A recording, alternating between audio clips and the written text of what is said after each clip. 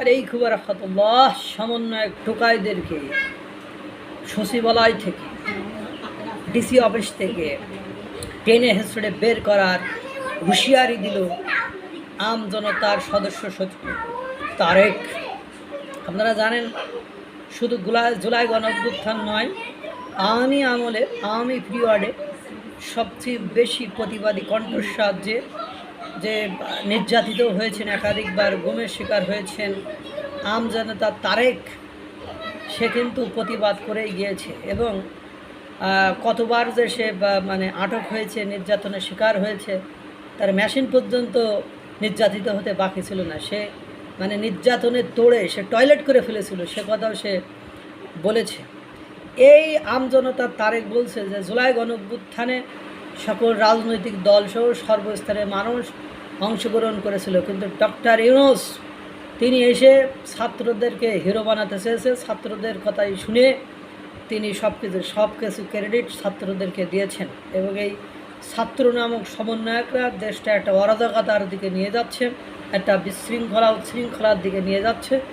এই সমন্বয়ক নামক টুকাইরা বিভিন্ন ডিসি অফিস, সচিবালয়ে বসে একেবারে নাজেহাল উল্টোপাল্টা সব কর্মকাণ্ড সম্পাদন করেছে। আপনারা জানেন যে ট্রেনের দায়িত্ব দেওয়া ছিল 3 সমন্বয়ক। সেই 3 সমন্বয়কের বিরুদ্ধে কোটি কোটি টাকা লোপাট, তাদের বিরুদ্ধে অভিযোগের কোনো শেষ নেই।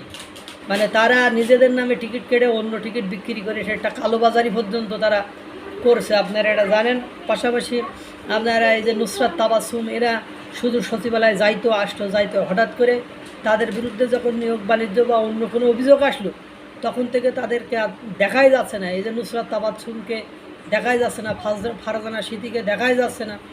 শুধু এই একটা মেয়ে ছাড়া আর কোনো নারী নেতৃত্ব তাদেরকে দেখা যাচ্ছে না। যারা বুদ্ধিমান তারা হয় এদের কাছ থেকে সরে গিয়েছে, আর নতুবা কেটে পড়েছে। এখন যারা ফিল্ডে আছে তাদেরকে এই আম জনতা তারেক বছর টুকায়, এই টুকাইদেরকে সুযোগ সুবিধা দেওয়ার জন্য, সংস্কারের নামে তাদেরকে সুযোগ সুবিধা দেওয়ার জন্য, তাদেরকে নিবন্ধন পাইয়ে দেওয়া, তাদেরকে ফ্যাসিলিটি দেওয়ার জন্য এই ডক্টর ইউনূস কাজ করছে।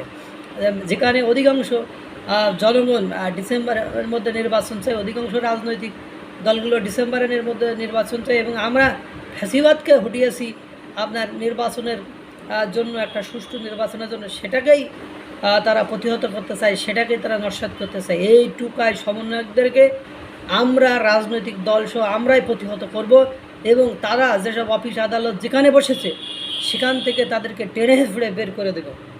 আপনারা জানেন, এর পাশাপাশি ইশরাক হোসেন, সে হাসিব মাহমুদ, সজীব ভুইয়ারে টেনে হিঁচড়ে বের করার কথা বলেছে। সব কিছু মেলায় সমন্বয়কদেরকে এখন রাজনৈতিক দলেরাই টুকায়। চিলড্রেন পার্টি, জানেন, এর আগে বিএনপি বলছে যে চিলড্রেন্স পার্টি, এর আগে আন্দালিব রহমান পার্থ বলেছেন যে সংস্কারের মূলা দেখিয়ে আপনি ডক্টর ইউনূস, আপনি এনসিপির ওদের সুযোগ করে দেবেন, ওদেরকে আপনি প্রতিষ্ঠিত করবেন। এইসব চিন্তাভাবনা করে কোনো লাভ হবে না, জনগণ এই সুযোগ দেবে না। সব কিছু মিলে যা বোঝা গেল, এনসিপির দিন শেষ, সোনার বাংলাদেশ। আল্লাহ তাআলা সকলকে ভালো রাখুক, সুস্থ রাখুক। আসসালামু আলাইকুম ওয়া রাহমাতুল্লাহ।